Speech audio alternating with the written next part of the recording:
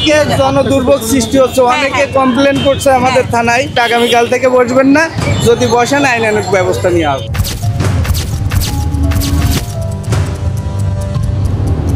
আজ থেকে বন্ধ হচ্ছে আগারগাঁওয়ে রাস্তা দখল করে কেক বিক্রি।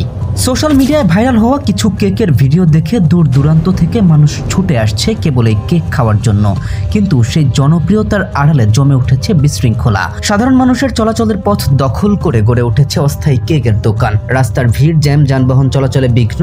এর ফলে ভোগান্তিতে পড়েছে এলাকাবাসী, পথচারী, এমনকি অন্যান্য ব্যবসায়ীরাও। এগিয়ে আসছে আইন শৃঙ্খলা রক্ষাকারী বাহিনীও। আগারগাঁও থানা থেকে কেক ব্যবসায়ীদের উদ্দেশ্যে জারি করা হয়েছে কড়া হুঁশিয়ারি।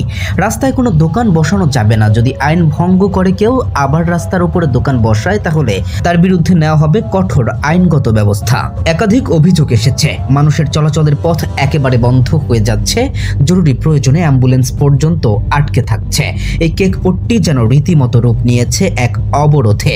অপরদিকে স্থানীয় ব্যবসায়ীরা অভিযোগ করছেন, কেক ব্যবসার ভিড়ে তারা ব্যবসা করতে পারছেন না। দোকান খুলে বসেও থাকতে হচ্ছে অলস সময়। ক্রেতারা ঢুকতেই পারছে না তাদের দোকানে। কেক নিয়ে উন্মাদনা থাকুক, কেউই তো আটকাচ্ছে না, কিন্তু তার জন্য সাধারণ মানুষের কষ্ট, ব্যবসার ক্ষতি কিংবা জনদুর্ভোগ তা কখনোই মেনে নেওয়া যায় না। তাই প্রশাসনের অনুরোধ, রাস্তায় দোকান বসাবেন না, নিয়ম মেনে ব্যবসা করুন। আর নাগরিকদের প্রতি অনুরোধ, যেখানে যান সেখানকার পরিবেশ ও মানুষকে সম্মান করে চলুন। ভাইরালের নেশায় যেন না ঘটে নাগরিক জীবনের ব্যাঘাত।